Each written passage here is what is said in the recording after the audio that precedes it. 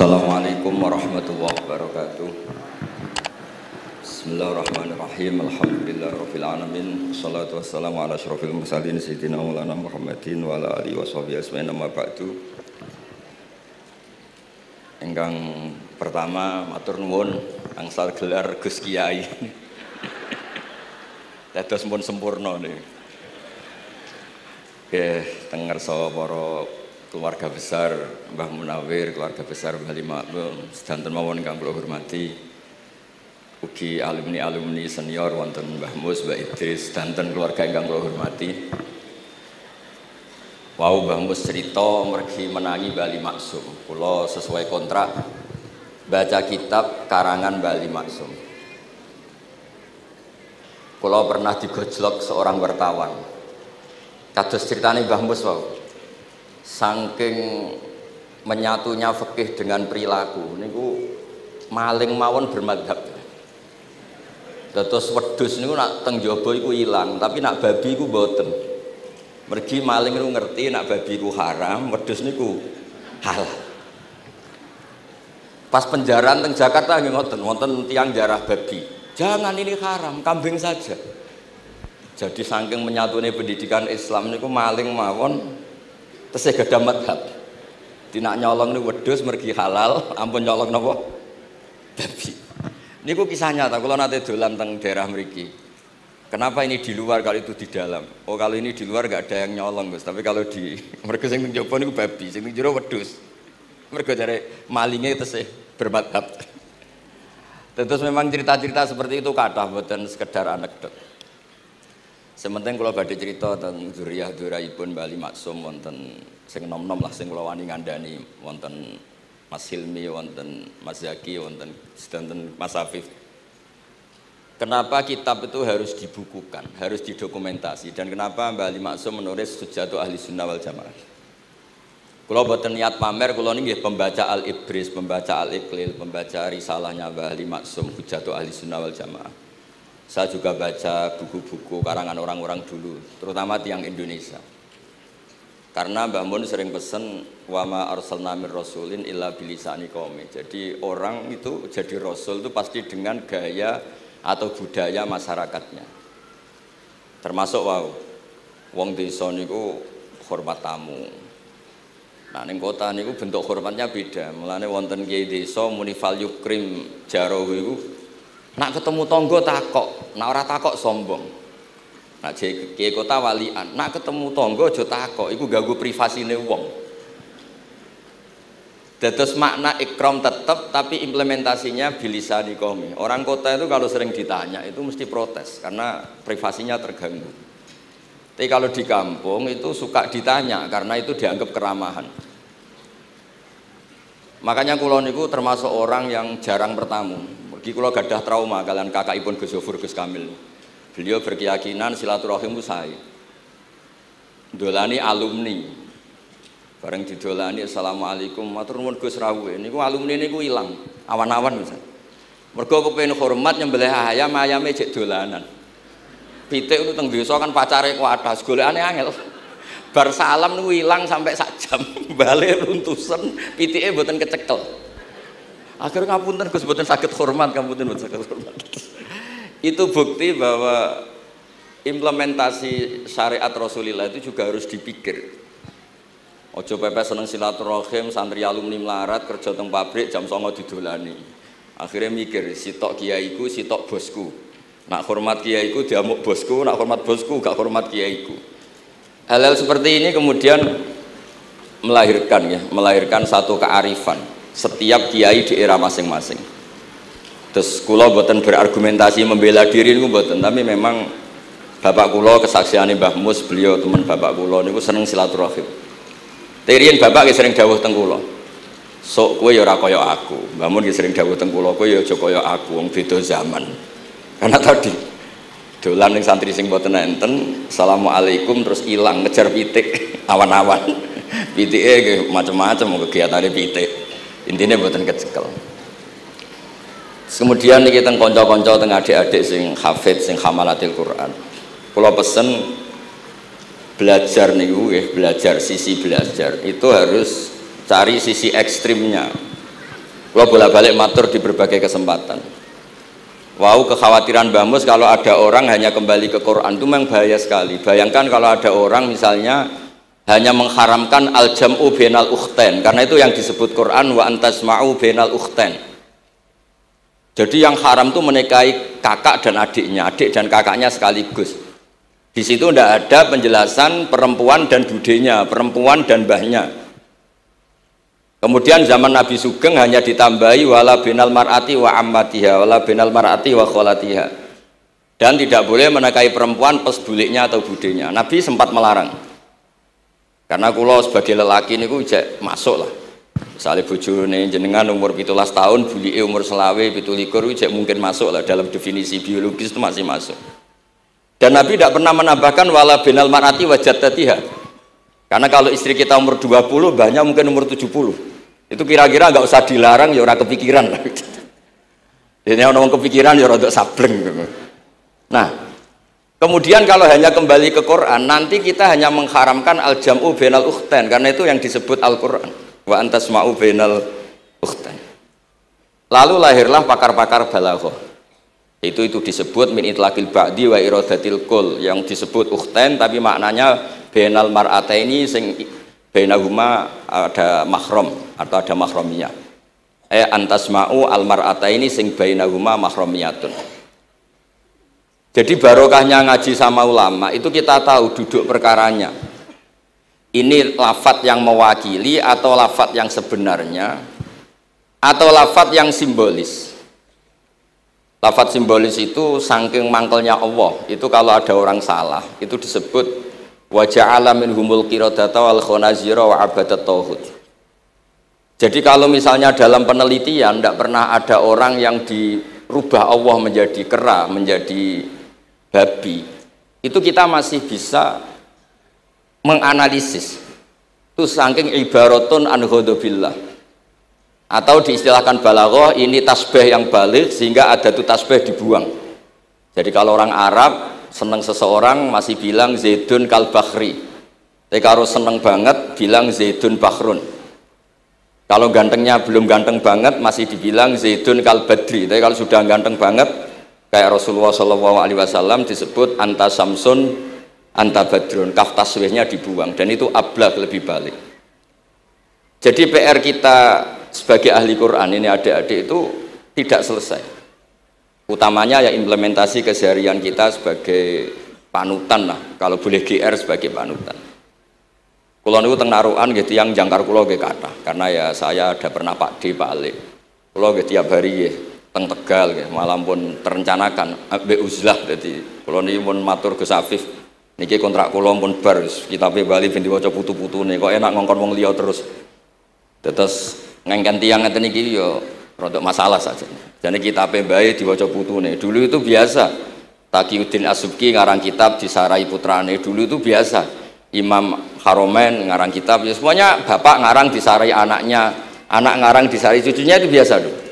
Kalau sekarang enggak, mbahnya ngarang kula kan maca. Putune karek ngrungokno, nak cocok dilem, nak ora dikritik. Lah terus saya minta ya, tradisi kula niku mboten sombong. Di hallnya bapak itu saya tiap hallnya bapak mesti baca kitab. Mboten nate ngundang sinten-sinten. Perkara ini tiang NU niku ora usah diundang wis teko. Mboten wonten undangan sing teko mun kuatah. Mbok saking senenge wong alim, mbok saking senenge bingung mboten ngerti, pokoke ora diundang teko. Ya akhirnya kula bingung, ora hormat iku dosa. Hormat iku sing teko iku ninggal kewajiban ngurusi bojone, timbang ngurusi bojo ribet nekani hall. Timbang mulang madrasah buncai buling-buling bisa roi sithik nekani hall. Terus kadang-kadang tiang lunga niku nggih pelarian, mboten mesti hormat. Niku penelitian niku sampean cek. Terus niki kula cerita pentingnya belajar Quran.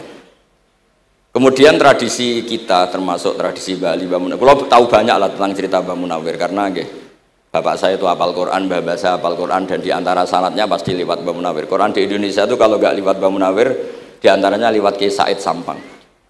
Sekarang sudah generasi ketiga kalau nggak keempat yang sekarang, kalau nggak salah Kiai Rafiq bin Mansur bin Kiai Said.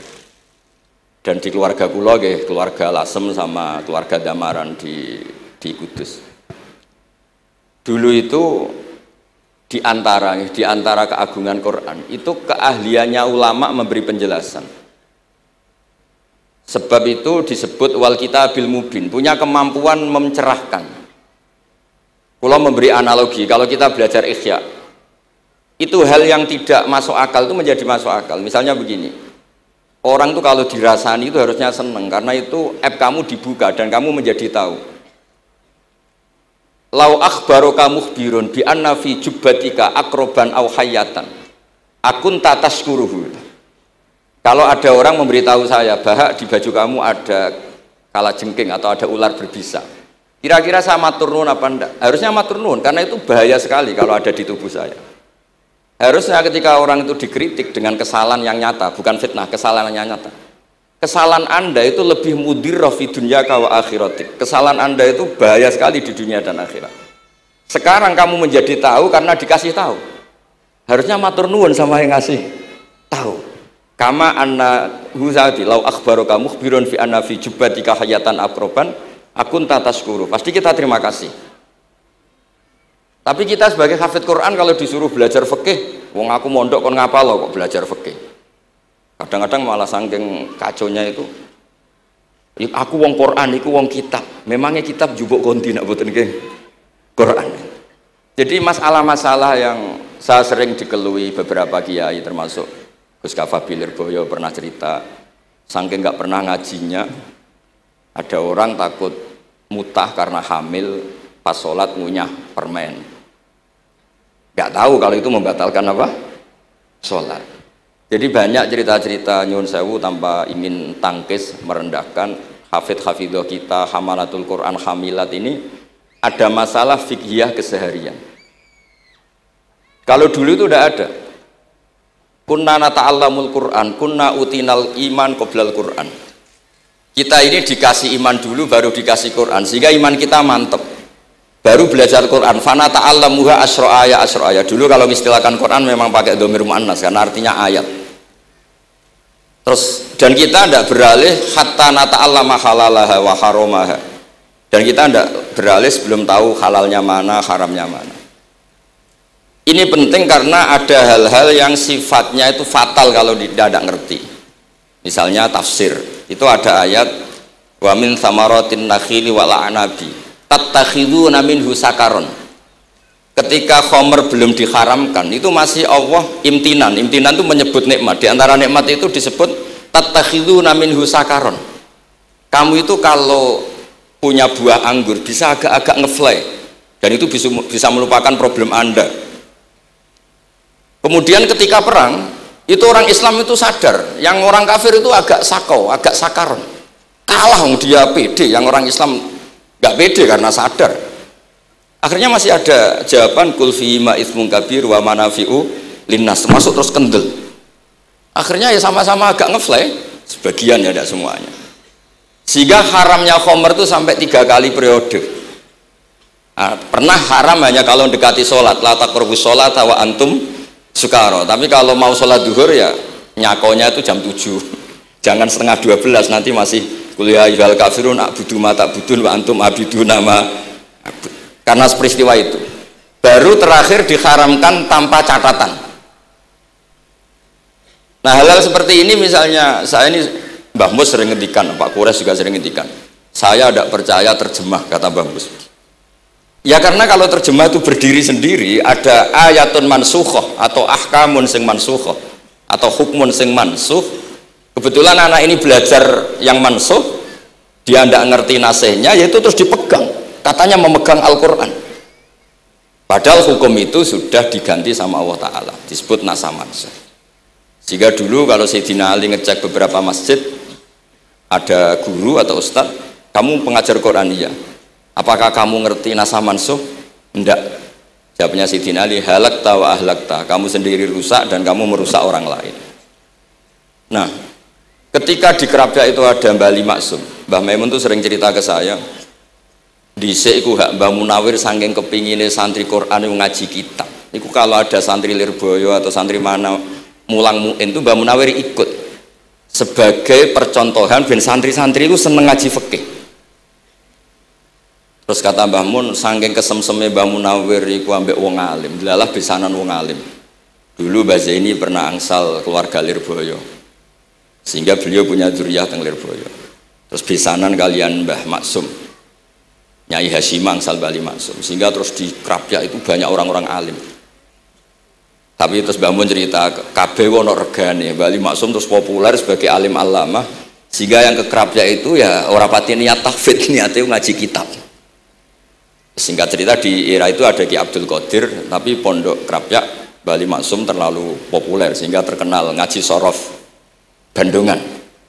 Sehingga dulu di Indonesia itu ada sorofnya Mbah Ali Maksum, ada sorofnya Mbah Maksum Ali Kuaron itu. Nah yang sorofnya Bali Maksum ya fa'ala yaf'ulu uf'ul. Kalau sorof di Mbah Maksum Kuaron fa'ala yaf'ulu fi'lan. Yang satu ngikuti fi'il itu ya harus jejer fi'il, yang satu ngikuti jurumiyah. Kalau yang dikatakan masdar itu sing yaji'u salisan, yang datang ketiga dalam tasrifnya fi'il. Sebab itu terus tradisi sorof tadi yang dalam apa itu latihan munakosah tadi diteskan anak-anak itu memang penting, karena kalau kita nanti belajar sab'ah, sorof itu segala-galanya. Misalnya qiraatun Nafi' itu bacanya fala yuhzinka qauluhum, karena beliau berkesimpulan kalau khazana yahzunu husnan itu susah, bukan menyusahkan. Yang makna menyusahkan itu af'ala yuf'ilu ifalan, sehingga qiraat apa ya antara fala yuhzinka qauluhum sama fala yuhzinka qauluhum. Tapi Imam Asim cara berpikir secara riwayat, tentu qiraat itu sunnatun muttaba'ah. Banyak lafadz yang sudah seperti itu sudah mutaaddi, kayak kota layak tulu kotlan itu kota lahu, bukan akta lahu. Sehingga beliau menganggap khazana yazunu sudah mutaaddi binafsih, jadi nggak perlu dibaca fala yuhzinka qauluhum, cukup dibaca fala yuhzinka qauluhum. Dan saya berkali-kali matur teman-teman yang mengkaji Quran, kafa ayak fu'ukuf'an itu bacaannya Imam Nafi', karena memang yang maknanya mukafa'ah itu mahmuslam. Tapi orang Quraisy itu nggak suka hamzah, sehingga ditakhfif menjadi kafa ayak fa'ukufuan, meskipun mereka tahu kalau itu mahmuslam. Nah Imam Asim di beberapa bentuk fi'il itu masih memahmuskan, misalnya Allahu yastahzi'u bihim, di isim fa'il juga mustahzi'un. Tapi kalau masdar beliau bacanya huzuan, kufuan. Padahal di fi'ilnya bukan nabiun, tapi nabi ibadi ani anal ghafurur rahim. Tapi di nabiun jadi nabiun, harusnya kan nabiun.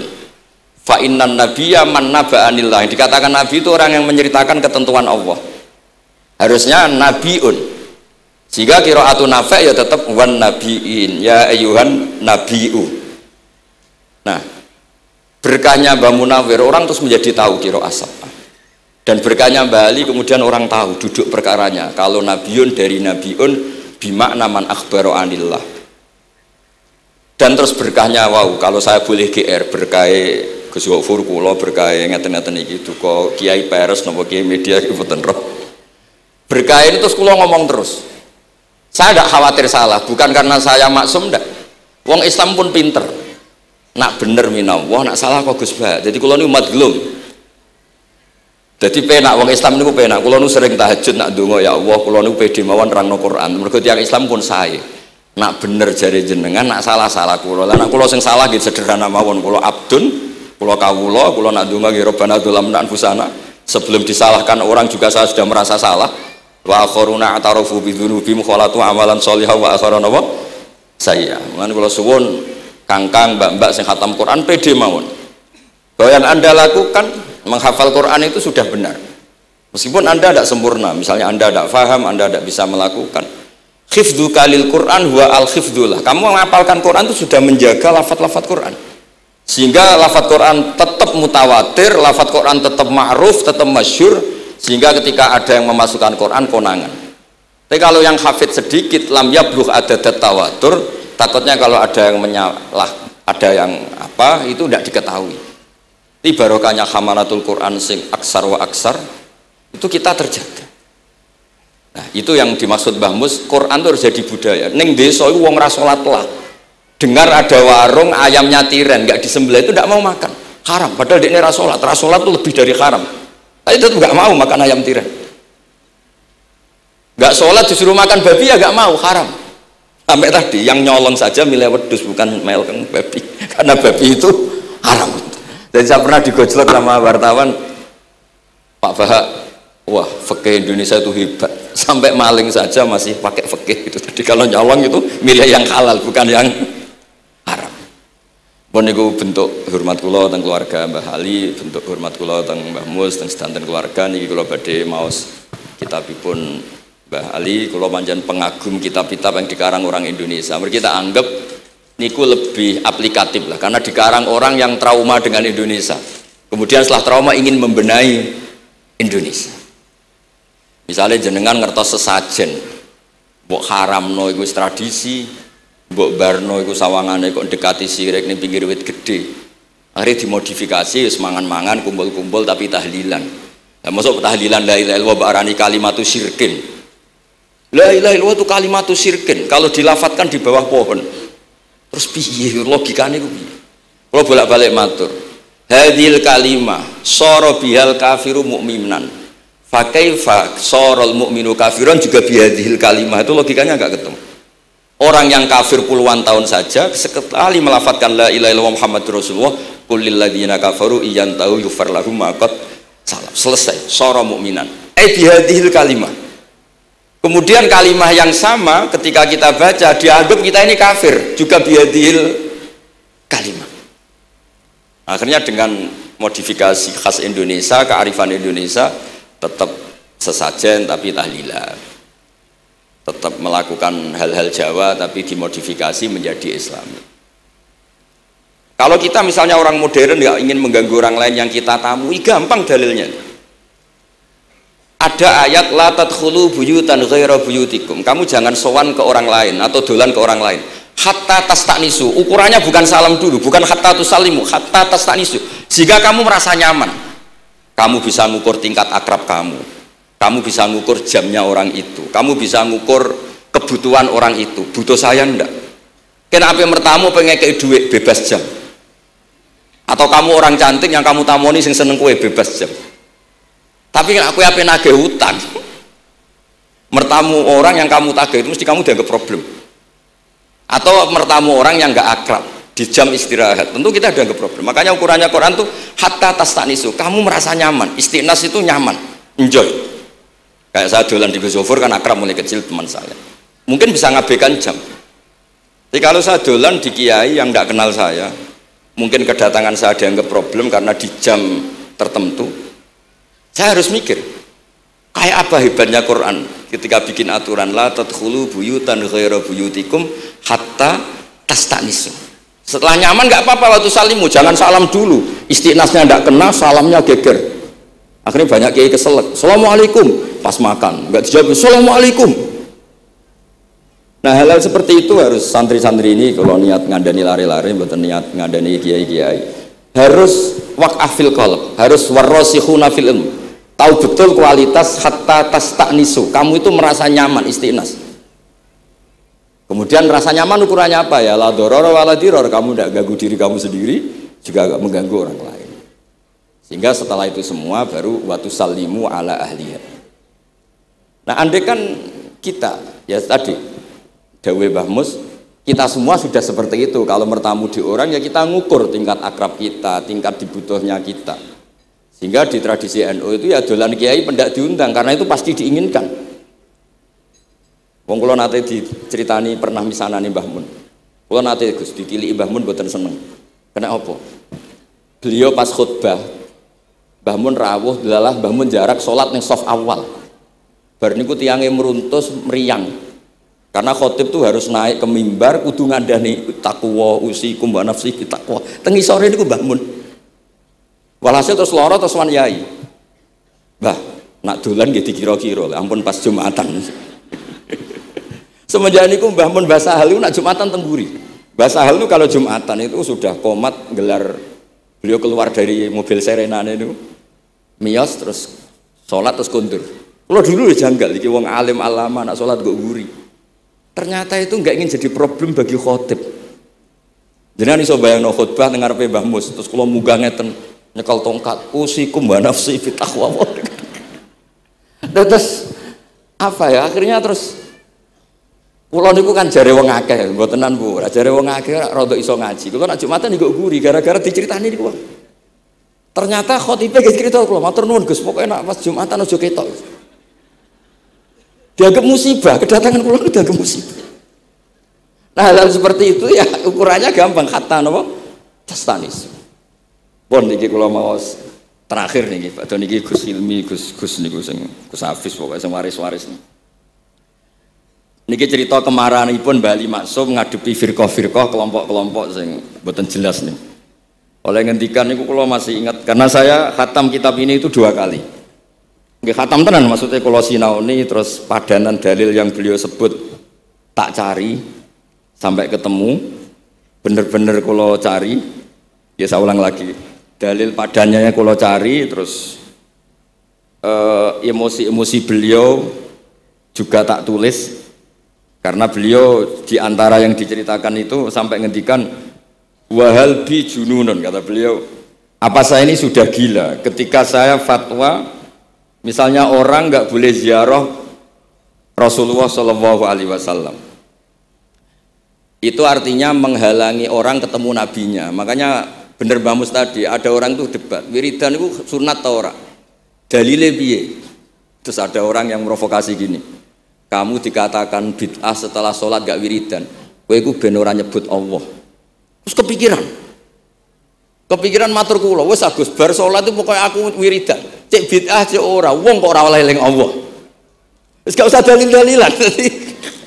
Jadi pertama diprovokasi, wiridan model ngono iku ora ono sanate, ora ono hadise. Singkat cerita seorang ini meninggalkan wiridan. Terus ketemu orang NU yang kebetulan rapati iso ngaji tapi pinter logika. Kowe ora tau wiridan saiki nek bar salat, ora tau, enggak ada hadisnya gini-gini. Kowe iku dibodoni, ben kowe iku ora tau nyebut Allah, ora eling Allah. Muring-muring tiyang niku. Akhire anggar bar salat wiridan. Mboten dalil-dalilan cara Mbah Mus, mboten dalil-dalilan. Lah niki nah cara Mbah Maksum istilahno betapa kaconya orang sing yahulu bainahu wa baina nabi, memisahkan orang itu dengan nabinya Muhammad sallallahu alaihi wasallam. Kata Mbah Ali, walazima kadzalik ayyakuna ulamaul Islam min awali hadil umma ilal yaumi fi khata'in azim haitsu annahum ya'taqiduna fi kutubihim ad-diniyah al-abwab wal fusul yadhkuruna fiha ziyaratahu sallallahu alaihi wasallam. Kata beliau, wa inni bima ahmidu min laqabi kiai amuru wa usaddidu fil amri kullu mu'minin ayasudda rohlahu tariklahu ila ziyarati. Jadi beliau sendiri di sini juga, dan saya atas nama sudah diberi gelar kiai memberi fatwa begini.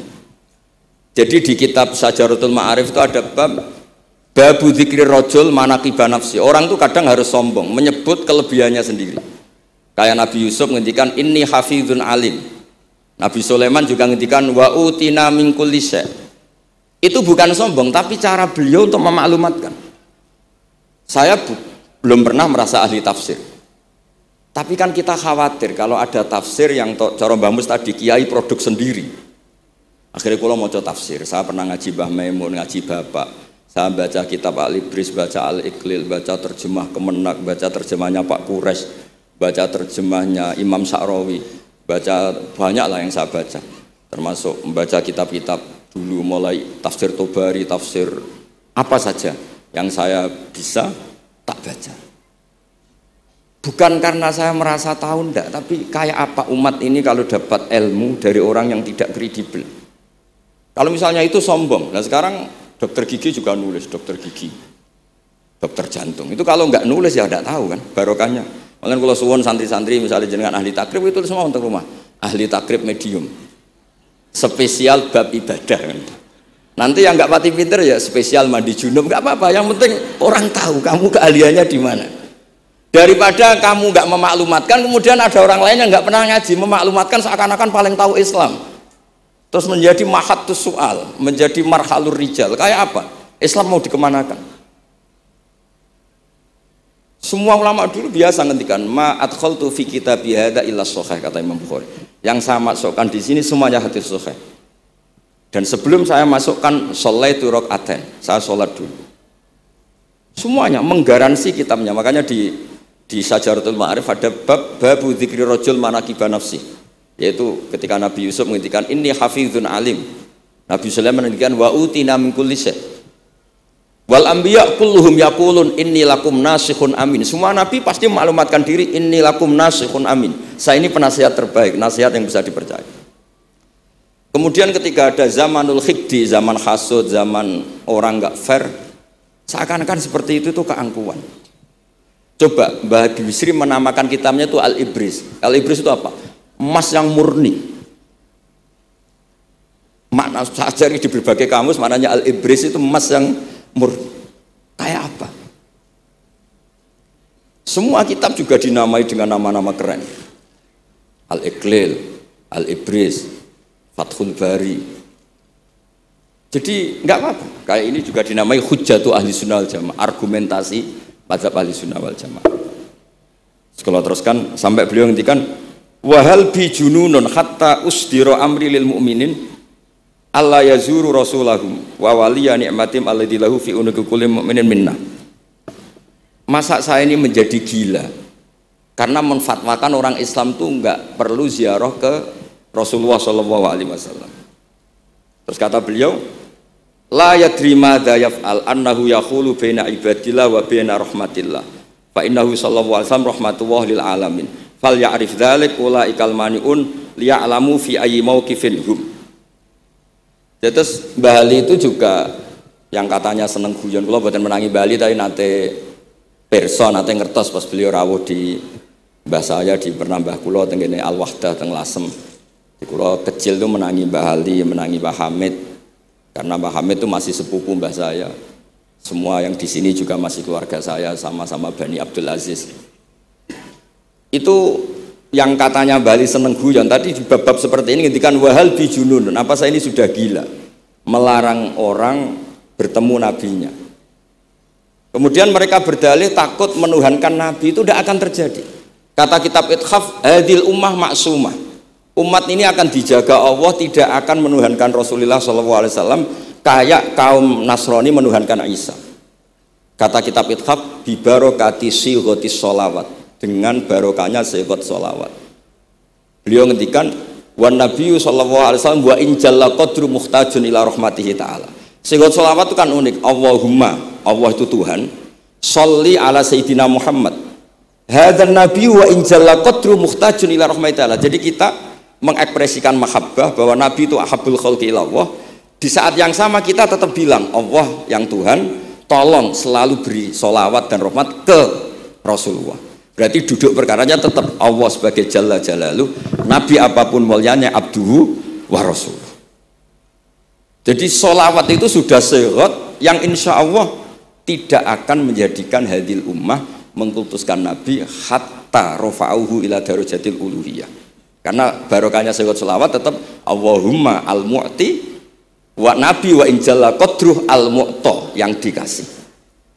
Jadi hadis syarat itu sudah syiwatul tauhid, syiwatul mahabbah, syiwatul alaqah baini wa baina Rasulillah sallallahu alaihi wasallam. Kayak apa hadil ummah? Ya tapi tadi bener dawe Mbah Mus, nerangno ngene iki bagiane kiai ning desa rasa diterangno wis sholawatan. Jadi kepenak rasa dalil-dalilan sholawatan. Tapi memang resiko gak ada yang menerangkan suatu saat kalau ada itsaratus syubuhat itu terus mereka bahaya. Makanya ada yang ngalahin nerangno sepatus ini masih terjaga. Terus niki kula nyuwun sangat, kula niku pancen bapaknya bapak saya. Bapak saya semane Mbah Nur Salim, gak ada bapak namanya Mbah Nur Sam. Duka niku sepuhe niku seneng uzlah. Kula niku duka niat sepundi tapi memang mungkin faktor gen ya. Saya itu termasuk orang yang nyun sewu sekali terganggu kalau sering ada acara-acara malah nih mun wayai lah niki mun wayai Mas Afif, Gus Zaki, nopo Gus Ilmi, mus wayai nyai, wayai ngaji mulang kitab mbah iki teng ngarepe wong akeh dadi nak salah izin. Ojo ngomong ngarepe santri keliru jari laduni benus. Sok repot. Terus niki mboten niat menapa nggih mboten mawon. Assalamualaikum warahmatullahi wabarakatuh.